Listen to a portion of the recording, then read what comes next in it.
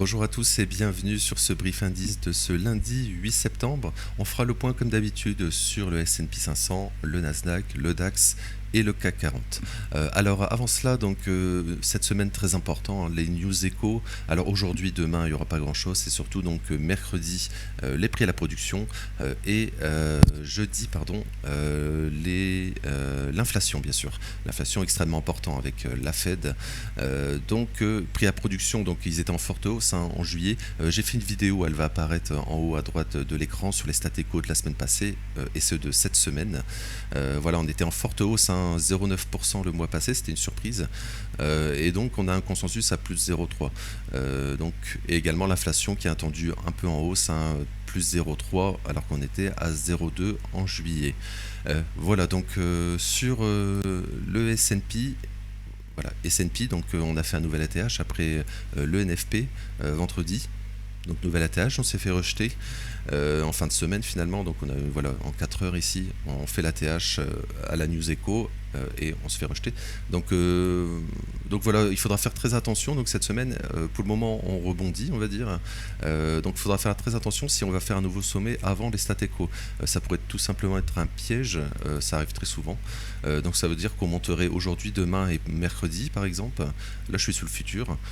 Et là il faudra faire attention parce qu'on pourrait tout simplement interpréter les news échos, quel que soit le résultat finalement, on pourrait les interpréter négativement. Et donc le marché, parce que tout simplement sur le S&P par exemple, on n'est pas venu ici prendre les stops. Ici en fait on fait une impulsion haussière sans prise de liquidité, donc ça pourrait être un piège. Voilà, et tout simplement le mois ici, le septembre, dernier mois du trimestre, finalement on fait des mois très positifs. On pourrait avoir un retracement tout simplement en fin de mois et donc fin de trimestre.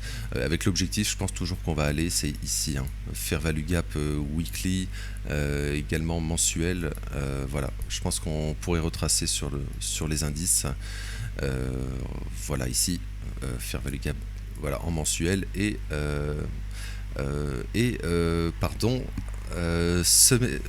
de la semaine, de weekly, voilà, mensuel weekly. Il faudra faire extrêmement attention. Après, ça ne remettrait pas en cause la tendance, mais on pourrait avoir tout simplement un retracement. On a vraiment monté en ligne droite, on pourrait retracer.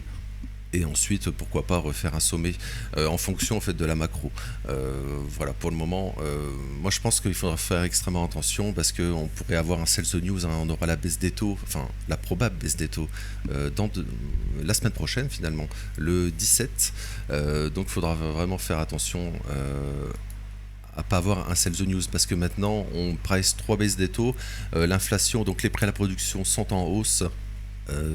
L'inflation également, est-ce que, regardez, maintenant on a 90% de chance et maintenant on a surtout, on price 3 baisses des taux ici à décembre, donc on aurait une baisse des taux le 17 septembre, le 29 et le 10 décembre. Ça si ça change, ça sera négatif. Voilà, parce que là c'est pricé, on est sur des sommets, donc en cas de changement dans ces probabilités, le marché va retracer, les indices vont retracer, donc il faut faire extrêmement attention.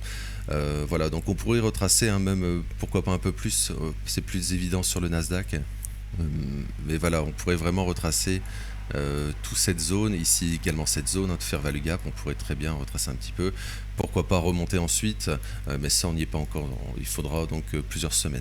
Voilà, il faut faire attention parce qu'on peut aller voir par exemple même le VIX, par exemple l'indice de volatilité.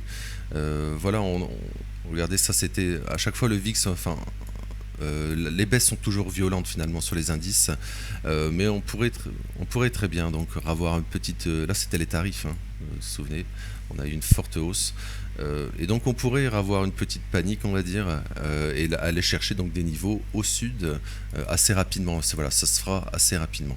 On pourrait vraiment retracer au moins ce niveau et pourquoi pas un peu plus bas. Voilà, donc je pense qu'il faut prendre des profits sur des sommets, surtout sur le S&P par exemple, et le Nasdaq on va y aller.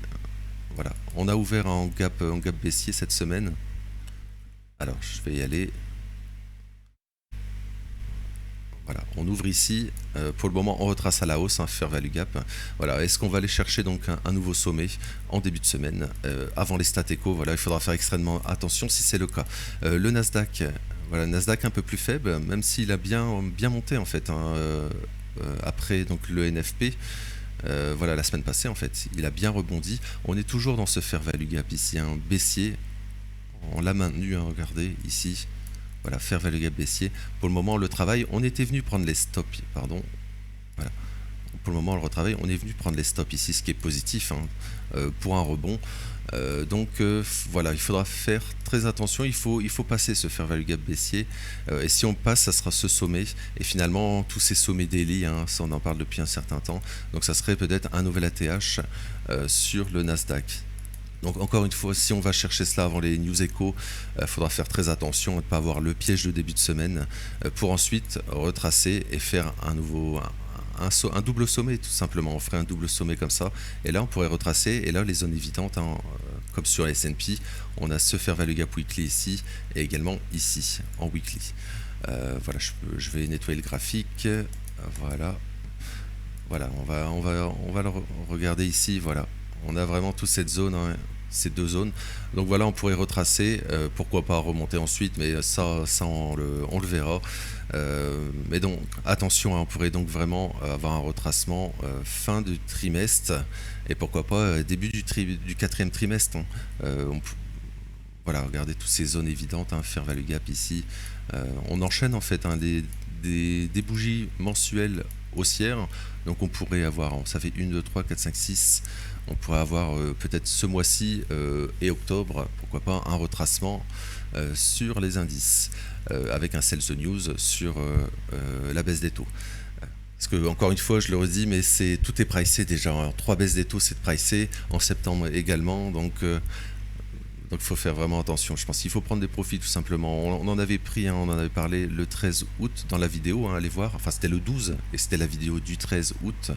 Et là, il faudra en reprendre si on fait un nouveau plus haut.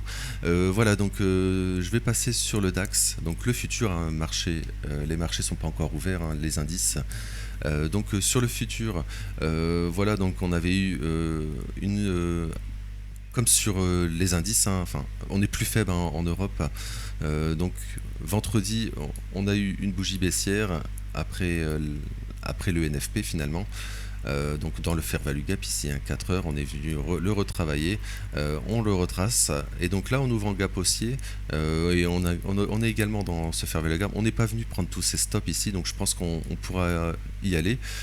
Donc tout dépendra finalement des indices, hein. Si les indices US retracent, on pourrait aller chercher donc le plus haut ici. Et donc ensuite, pourquoi pas donc venir aller au sud chercher ici. Ou est-ce qu'on va faire l'inverse finalement, c'est la question. Est-ce qu'on va aller au sud, hein, avec les indices US aussi, aller au sud en début de semaine pour ensuite rebondir. Parce que je pense qu'on peut rebondir sur le DAX, parce qu'on n'est pas venu, hein, prendre tous ces sommets, on va dire. Voilà, comme ça. Voilà, ici, tous ces sommets daily, en fait, on n'est pas venu, hein, ici. On est dans une sorte de triangle. Voilà, on est dans une sorte de triangle, et est-ce qu'on fait pas finalement un fake move, tout simplement. Ça veut dire une fausse sortie. Voilà, ici, on fait ça, fausse sortie, et finalement, on va rechercher un peu le plus bas de la semaine passée, finalement, et ensuite aller chercher tous ces sommets ici. Ça arrive très souvent, ce genre de zone. Ça serait en fait une consolidation, tout simplement. On consolide. Voilà, consolidation, la manipulation, et ensuite l'expansion haussière. Voilà, donc pour le moment, donc les indices sont pas ouverts encore. Donc voilà, en fonction des indices US, est-ce qu'on va aller chercher au nord en début de semaine, ou inversement, on va chercher au sud pour ensuite rebondir. Donc je vais terminer par le CAC 40. Le CAC 40 ici. Voilà. Ah, voilà. Alors également, oui, sur le dollar, alors je ferai un point sur le dollar dans le brief Forex. Donc on a été chercher également tous ces stops ici, donc il faut faire attention de ne pas avoir, en fait, on est toujours dans le fair value gap daily, en fait, sur le dollar. Il faut faire attention qu'on n'ait pas justement la même chose, hein. Là, pardon, ici la consolidation finalement. On a eu la manipulation et là on pourrait avoir l'expansion, donc la reprise haussière.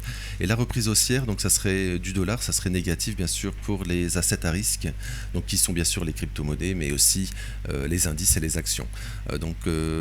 Attention aussi, hein, peut-être qu'on va refaire un plus bas ici sur le dollar. On va prendre le plus bas de la semaine passée, et donc ça soutiendrait donc les indices. Les indices donc peut-être feraient un nouvel ATH sur le S&P par exemple. Et ensuite le piège, c'est-à-dire reprise du dollar avec les stats éco par exemple, la reprise du dollar avec et donc la potentielle baisse, hein, des indices. Voilà, donc ça j'y reviendrai sur le brief Forex de tout à l'heure. Le CAC 40 donc plus faible, hein. Alors le CAC 40, je sais pas, je pense qu'on s'est arrêté juste avant, oui. On a un plus bas 48. Oui, oui, on s'est arrêté juste avant le plus bas ici, donc je pense qu'on y retournera. Alors le CAC 40 beaucoup plus faible après les annonces donc, du Premier ministre, on avait eu le gros gap baissier ici, on en avait parlé la semaine passée, on l'a retravaillé, nouveau plus bas, etc. Donc en fonction, hein, des indices US, encore une fois, est-ce qu'on va rebondir justement, un peu comme le DAX, rebondir en début de semaine, et je pense on retournera sur ce niveau, hein. Donc ça voudrait dire qu'on rebondirait peut-être début de semaine pour ensuite faire une continuation baissière sur le CAC 40. Parce que sur le CAC 40, ce qu'on a fait, c'est pas très positif. Voilà, parce qu'on avait également toute cette zone ici, hein, en orange. On a consolidé pendant un certain temps. On n'est pas venu prendre au sud ici les stops. On a fait l'inverse, on a été au nord et on s'est fait donc rejeter pour le moment, donc une manipulation, et donc normalement on aurait peut-être une expansion baissière. Alors ça ne veut pas dire tout de suite, hein, on pourrait très bien donc retracer un petit peu et ensuite aller plus bas ensuite sur le CAC 40. Voilà, donc ça à suivre avec les indices américains, donc S&P, Nasdaq, quelles seront la tendance. Voilà, ça sera vraiment à suivre et ça on en reparlera demain également. Voilà, donc je vais m'arrêter là pour aujourd'hui, donc n'hésitez pas à vous abonner et à liker. Je vous retrouve tout à l'heure pour le brief Forex et matières premières. Je vous souhaite donc une belle journée et merci.